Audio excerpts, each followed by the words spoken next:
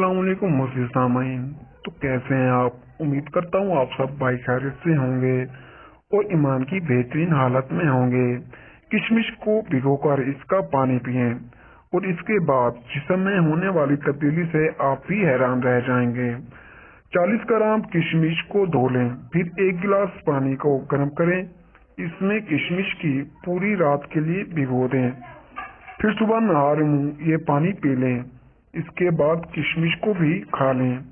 किशमिश का पानी आपका खराब हाजमा ठीक करता है। किशमिश का पानी इन लोगों के लिए बेहद मुफीद है जिनको कब्ज की शिकायत रहती है।